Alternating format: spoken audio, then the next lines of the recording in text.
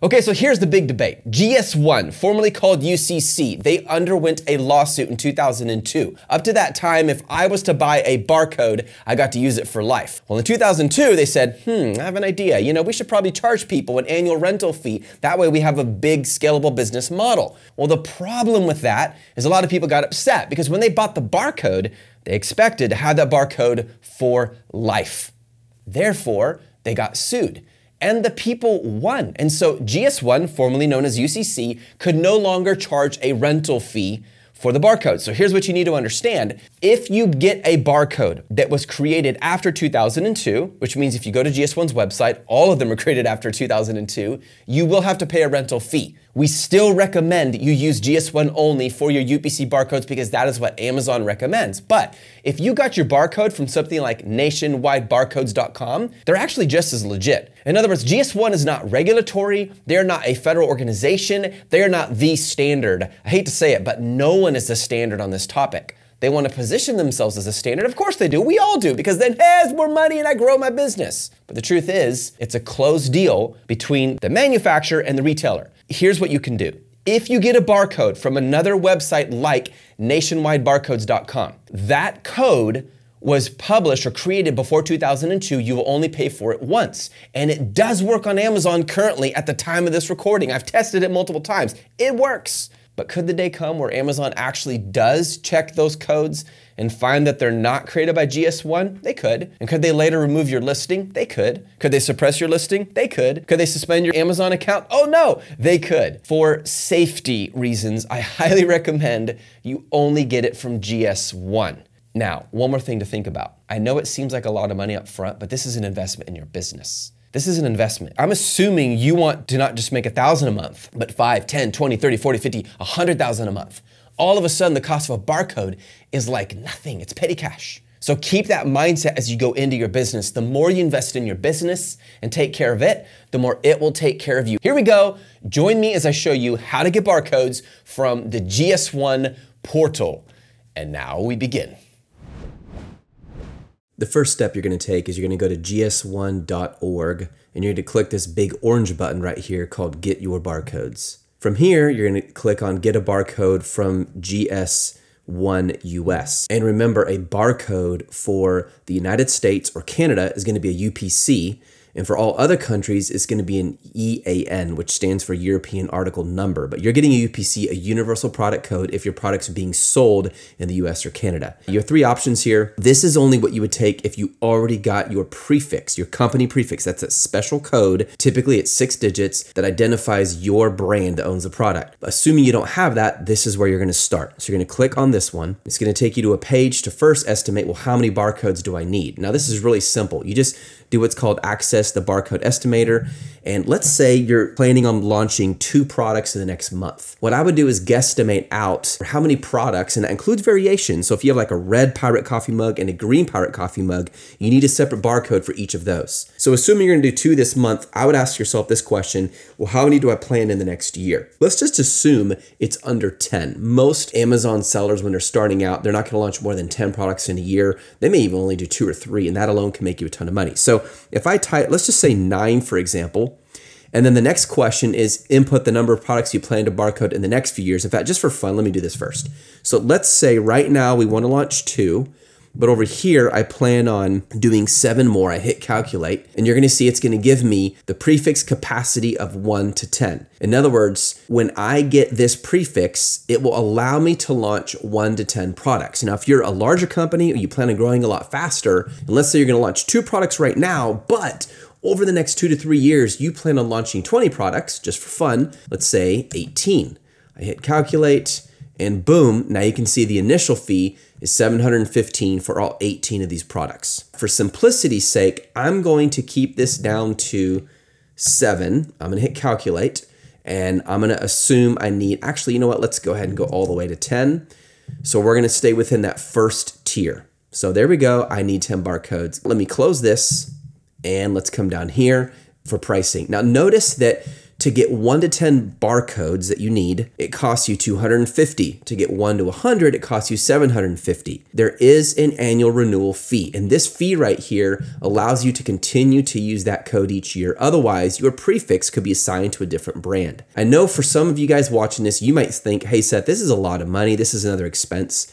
May I remind you that if you're building your business right, this is a tiny investment. And notice also that the annual renewal fee is always 20% of the initial fee. If you were to take 0.2 times 750, it's 150. If you do 0.2 times 2500, it's 500. The only exception is this company prefix down here, but that's another story. We don't need to worry about that. The next part is to fill out your application. Now, a lot of people ask, well, what do I need a W-9 form for? All that means is if you are paying this company more than $600 per year, then you need to fill out this form for your own records. This is not a form you send to the IRS. You're basically saying, give me your company identity information and whether or not you have what's called backup withholding. Now, what that means, in fact, let me just open it up for you so you can see. They have already filled this out. GS1 has put in their name. See right here, GS1 US. See right here, their address. See right here, their employer identification number because they are a corporation. That's where they're incorporated because it says Inc., not LLC. And so it's not a sole proprietorship. It's not an LLC. It's an actual corporation. This simply gives you the information you need from them. You would just come up here and download it. You would hit that button so that if you were to pay them more than $600 a year, you can fill out what's called a 1099 miscellaneous form. That form reports, you send a copy of it to the IRS to let them know how much you paid these guys. These guys are acting as a contractor. And as a contractor, you're supposed to report the money you pay to them every year. Let's say it's 2020 and you pay them over $600 in 2020. Well, you have to send in the 1099 miscellaneous form before January 31st of 2021. Now, you decide whether or not you're going to do this. You're supposed to do this because it allows the IRS to know how much you're paying them, so the IRS knows how much taxes to collect. And not to confuse you, when I mentioned backup withholding, all that means is in some situations, some contractors are required to have you, who's paying the contractor, GS1, to withhold 28% of the money you pay them, and then you pay it to the IRS. You don't have to worry about that in most cases. That's very rare. It's up to you whether or not to fill this out. You are supposed to legally, and I'm required to tell you that. Again, the W-9 is just for your records so that when you fill out the 1099 miscellaneous, you have the information like their name, their address, their EIN to fill it out correctly. To complete the application, you need to have your legal company name. If you have not set up a company, that means you're automatically by default a sole proprietorship. What they mean by DBA is doing business as. It's also known as a trade name, also known as a fictitious business name. Let's just say, for example, your company name is Kniep'n Industries. If your company name is Kniep'n Industries, then your trade name or your DBA or your fictitious business name, those are all different terms for the same thing. Let's say Red Swan. So what you are to the customer, the brand name you're promoting to the customer, that is your DBA. Executive contact information, this simply means who's the owner. Assuming you're the only owner of the company, that's you. Decide how many individual items you need to identify. If you're unsure, use zip code estimator. I just showed you that. And then of course your payment information, which is typically going to be a debit card or a credit card. Once you submit your application, you're going to have an email from GS1 within a few minutes and includes all the information you need to get started, as well as your prefix certificate and access, check this out, you guys, to My GS1 US. This is basically your member center where you can go there and you can manage your membership. You also get access to this, the Data Hub product tool, which allows you to add on specific identifiers for the barcodes. I know some of this might sound a little overwhelming if you're new to this. Trust me, it is not as crazy as it sounds. We're going to fill out the company prefix application. We are not a GS1 US customer because I'm logging in from incognito right now. So I'm going to skip this step and go straight to the application because we need to fill it out to become a member. So first thing is I'm just going to type in my information. And this is simply the name of the person that they would contact if there's any issues at all. Legal company name, let's type it in. And now the email address and the phone number and the address of the company. Now executive contact. Well, if it is you and you're the same person, you can just click that button. Again, it's really hard to mess this part up. You guys don't overthink it. Just put in the information that identifies you or your company. The same graph we saw earlier, what do I need? How many barcodes do I need? I'm assuming that you don't need the FDA certification on your company prefix. So in that case, I'm going to keep it as a no because we're not selling food here. We already did the barcode estimator that tells us how many products we need to identify. So now I'm going to choose my prefix capacity, which is 1 to 10. There we go. Boom, 250. I understand the above cancellation, blah, blah, blah, blah, blah, blah, blah. And I hit next. Now it says, make sure you agree to the license agreement. I already understand it. That's no problem. You understand that they will be charging you once a year for retaining that company prefix. Now we drop in your name, your first name, your last name, and of course, your email. Now that you've done this, you're going to submit your credit card information, which is pretty standard, and we will do that quickly. Looks good. All right, let's hit pay now. As soon as the payment processes, you're going to land on this page right here. Now, I'm going to give you a brief explanation so you understand. Capacity is 10. For this company prefix, which you just purchased, you have a capacity to generate 10 UPC barcodes. Notice that these are 10 digits. Now, a classic UPC actually has 12 digits, like down here. And if you notice, 866-000-42510 is the first 10 digits of all of these. The only difference between these is the last 2 digits of each. That distinguishes each one. So when you're looking at a classic UPC barcode, here's how it works. The first digit in a UPC is usually a 0. That means it's just a classic, regular UPC. It tells you what kind of code it is. Now, if you add on 1, 2, 3, 4, 5, these tell you what brand owns the product.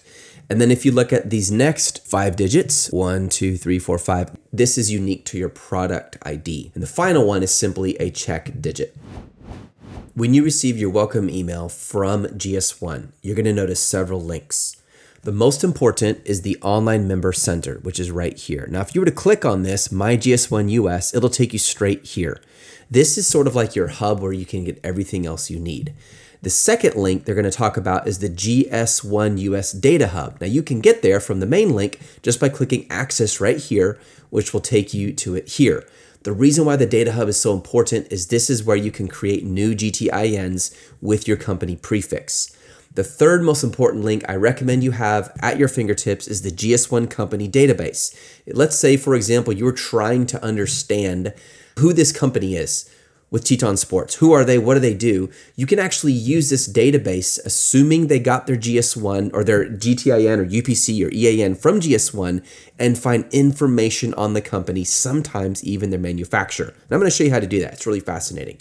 So again, you have your main membership hub from where you can get anything you need. The other 2 links you can get from here, but I also am going to share with you, is dh.gs1us.org or the company database. The URL is too long for me to read. You can just figure it out later. So first, let's go to the Data Hub. Let's create a brand new UPC using what we have as our company prefix. When you click on product, it's going to bring up this page. You can see I already created an ID for a product I want to sell. If I click on this ID, you can see all the information, the name, I put that in, the brand name, what kind of industry it is, etc. Now I'm going to show you how to do this specifically, but first let me take you to the other ones. Location, this is a GLN number. So if I was to go over here, see where it says location? It's the same idea. It's a special code for a sub company that you probably don't even need to worry about unless you're huge.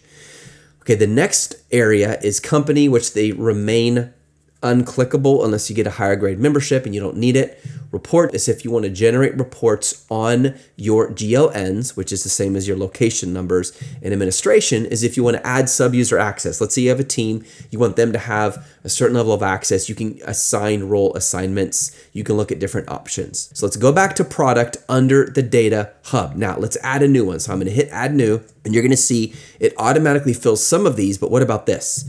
So I'm going to come up here and I'm going to type in what it is. And you could type in whatever you want. It's just, let's say it's a brown teddy bear, then type in brown teddy bear. Make it specific enough to identify this particular variation. So if you sell pirate mugs, you need to say green pirate mugs, assuming you sell yellow and red ones. It differentiates it, but don't overdo it. For the brand name, just type in the name of your brand. For product industry, you're going to leave it general unless you have one of these other subcategories. Packaging level, This is if you're going to put multiple products into one package and each of them needs their own code, or you have a mixed pallet, mixed case. In most cases, you're just going to say each because each product gets its own UPC.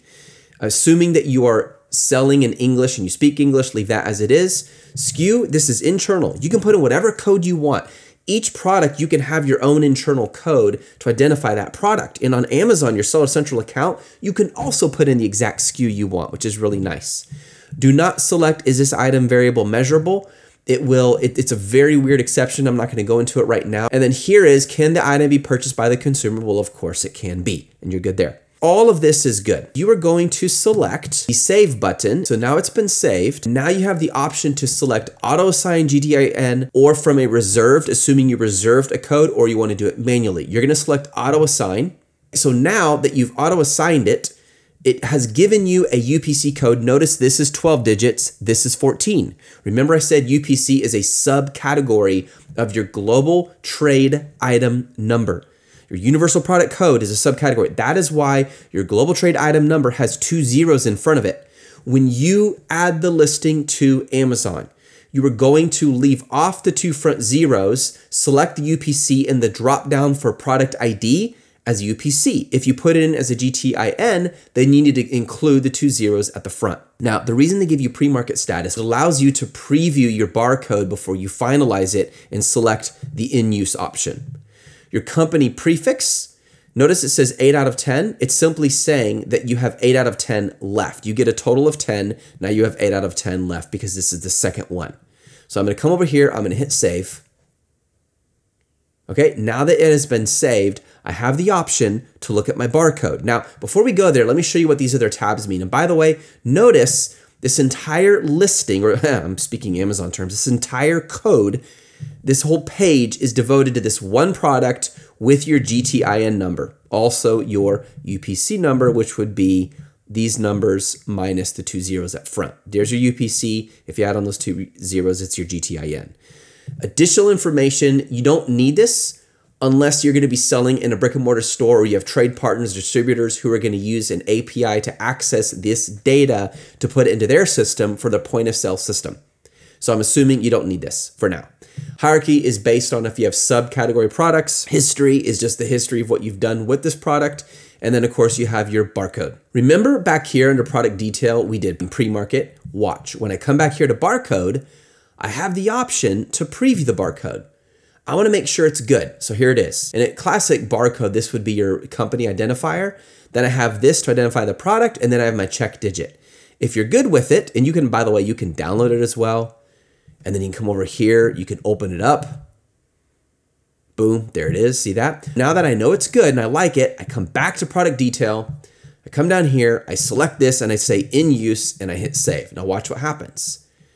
So it's saying you're updating the item to use. Hit continue. Now I'm gonna come back over here to barcode, and this time, instead of it saying FPU on it, check this out, it is the actual barcode. Boom. There is my barcode and it's done. Now, how do I get back here again? Let me show you. If I come up here to home, this is your main, this is the main page for your data hub. If I click on product, now I can see both of my barcodes. And if I click in on any of them, I just click on it like this, boom, and there it is. And I have all the information I need.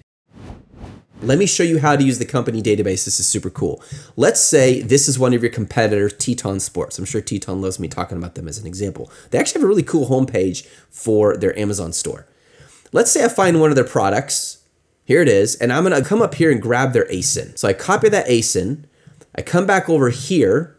Whoops, over here to Amazon, and I'm going to add it as if I was going to sell the item. I'm not, but let's just say I was. So now I can see their UPC. Look at this. So I double click it, I copy paste it, I come back here to the company database. Watch this, you guys. I click on GTIN, and I'm gonna drop their GTIN here, and I'm gonna hit search, and boom. Now I know where they're located. Look at this. They're in Cedar Hills, Utah.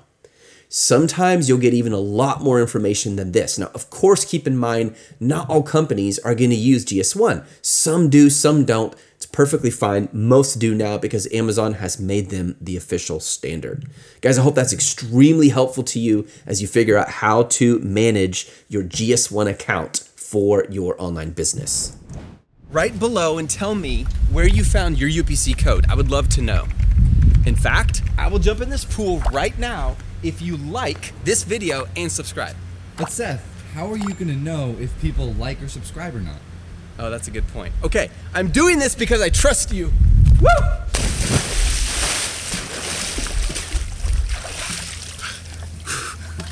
I did that for you.